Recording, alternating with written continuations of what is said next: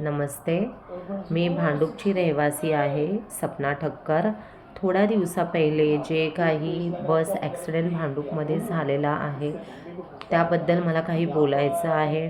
त्या ॲक्सिडेंटमध्ये 1 नाही, 2 नाही, 3 नाही, बल्कि 16-17 लोकं मेली आहेत आणि कितीतरी लोकं जखमी झालेली आहेत. भांडूप स्टेशनला उतरल्यानंतर इतकी पब्लिक असते, तिथेच बस स्टॉप, तिथेच रिक्षा स्टँड, ना जायला जागा ना यायला जागा. अक्षरशः जी लोकं लाईनीमध्ये उभे असतात त्यांना उभी राहायला सुद्धा जागा नाही आहे. फुटपाथवर उभी राहतात. आता फुटपाथ कशासाठी असतं? लोकांना जाण्यासाठी. ठीक आहे, त्या फुटपाथवरती लोक उभी असतात. ते काय बस डेपो नाही आहे. इतकं मोठं भांडूप आहे तर तुम्ही छोटं मोठं बस डेपो कुठेतरी करू शकता ना, छोटीशी जागा करून. आजची लोक, कोणी कोणाची बायको गेली आहे, कोणाचा भाऊ गेला, कोणाची आई गेली, कोणाचा मुलगा गेला, प्रत्येकजण आस लावून बसलं असेल हो घरी. हां, अजिबात भांडूप डेव्हलप नाही आहे. जिथे जा तिथे ट्रॅफिक आहे. भट्टीपाडा मार्केट बघितलं, इतकी ट्रॅफिक असते की तिथे सुद्धा ॲक्सिडेंट होतात, तिथे सुद्धा जायला जागा नाही आहे. सगळीकडे ट्रॅफिक आहे. जो तुम्ही घ्याल ब्रिजच्या खालून जाताना बोला ना, गाडी सिग्नल्स लावलेले आहेत, काहीच नाही आहे. लहान मुलं शाळेत जातात त्यांना सुद्धा प्रॉब्लेम आहे.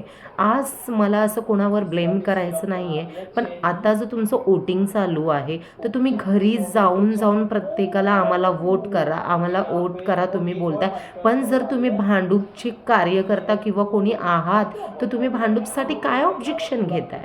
हां, मी भांडूपची, चला मी तर आत्ता आलेली आहे भांडूपमध्ये, पण माझ्या आईचा जन्मच भांडूपचा आहे.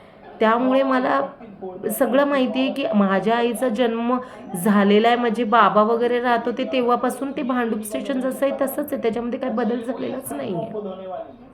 आज एवढी पब्लिक इथे राहते आहे तर तुम्ही थोडं तरी काही करायला पाहिजे ना. जर तुम्हाला वोट करतायत लोक तर तुम्ही काहीतरी त्यांच्यासाठी दाखवा.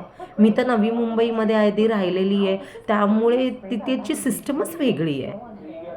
तर आज ही मुंबई आहे तर ही कशी असायला हवी आहे? हां, थोडं तरी तुम्ही भांडूपकडे कोणी लक्ष द्या. खूप गरजेचं आहे, खूप गरजेचं आहे.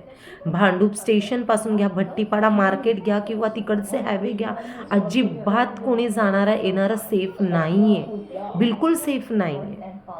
ना शाळेत जाणारी मुलं आहेत, ना त्यांना घ्यायला जाणारे आई वडील आहेत, कोणीच सेफ नाही आहे. रस्ते आणि भट्टीपाडा मार्केटला चालताना सुद्धा कोणी सेफ नाही आहे. मुलांना रस्त्यावर एकटं पाठवायला सुद्धा भीती वाटते. इतकी ट्रॅफिक असते की उभं राहायला सुद्धा, जायला सुद्धा जागा नाही. तुम्ही काहीतरी त्याच्यामध्ये करू शकता, काहीतरी. आज वोटिंग आले म्हणून दारोदारी फिरायचं, आम्हाला वोट करा, आम्हाला वोट करा, आम्हाला वोट करा. त्याच्यापेक्षा तुम्ही काहीतरी करून तरी दाखवा. आज जर इतक्या वर्ष जर लोक भांडूपमध्ये असून जर तुम्हाला वोट करतात तर तुम्ही भांडूपमध्ये काहीच बदल केलेला नाही. जसं आहे तसंच आहे ते भांडूप. मी तर लहानपणापासून बघते, जसं आहे तसं स्टेशन, जसं आहे तसंच आहे. तिकडे जाणारे येणारे जे लावणारे वगैरे आहे जसंच तसंच आहे. चला, गोरगरीब पोट भरतायत ठीक आहे, पण त्यांनाही तुम्ही चांगली एक जागा द्या, चांगलं एक ठिकाण करा जिथे ते लोकही त्यांना मारून हाकलवण्यापेक्षा, उठवण्यापेक्षा, त्यांच्या पोटावरती पाय देण्यापेक्षा त्यांनाही तुम्ही एक चांगली जागा कुठेतरी छोटी मोठी देऊ शकता दुकानं लावायला. तेही त्यांचं पोट भरतील.